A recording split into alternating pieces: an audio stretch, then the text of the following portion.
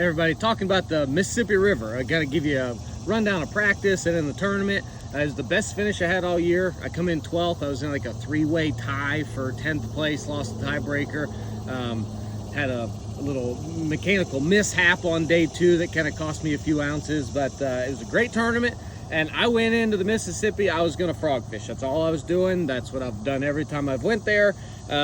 Throw it on a Corrado 200 XG, the Zodius 7.4 extra heavy frog rod, 65-pound Power Pro, and I would get bites.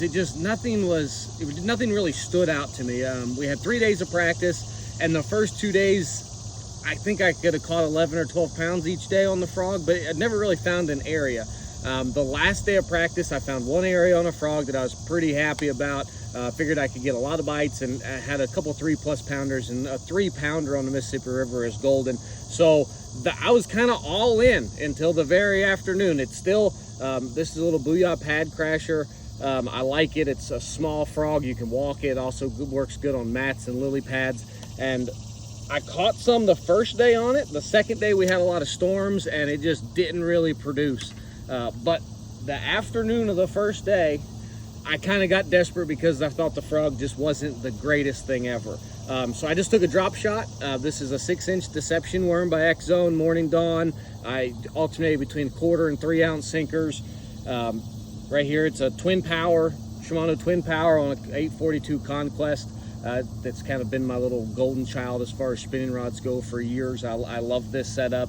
And I was just throwing it at anything. It didn't matter if it was a docks, if it was the edge of grass, anything I could find on the Humminbird 360 that was in the water, either it be rock or wood, just any kind of isolated cover. So the first day, I wanted to make sure I caught a limit because that was kind of daunting a task at times during practice. So I went, caught like 11 pounds, and then alternated between the frog and back to the drop shot all day, and had a pretty decent day. I think I was in like 14th. I was in the top 20 after day 1. Day 2, big storm comes in. In my experience, frog fishing is not good in the rain. It's never been good to me at TVA lakes or anywhere where I've thrown a frog. It's not good in the rain with lightning.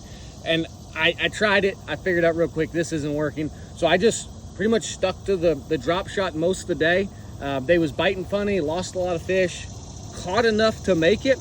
And this is kind of where something that goes against the grain come into play right here. That's a Tater Hog Jr. It's one of my favorite glide baits just because of the size. I like a lot of glides. I like throwing the bigger ones, but the Mississippi River, we're dealing with like a 3.5 pounder, 3 3/4, a giant. So I want a small glide. I picked it up at the end of day 2, caught 2 that was like 3.5. And that kind of gave me something to work on going into day 3. So day 3 rolls in, and I kind of went all in. I picked up the drop shot first thing in the morning. Didn't really do any good with it, and I just thought I had nothing to lose, everything to gain. So I just put the Tater Hog Jr. in my hand all day.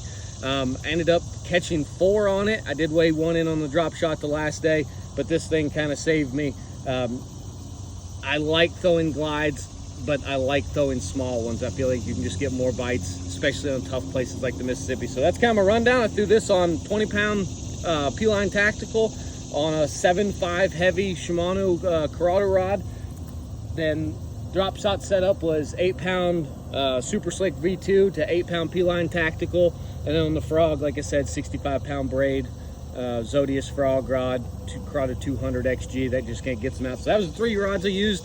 It's kind of a staple of the Mississippi River, minus the drop shot and the glide bait. Kind of, it's new for me. I'm sure a lot of people do it, but good finish. Ended up 27th in points at the end of the year. So really good season. It was a really good event, and already looking forward to next year.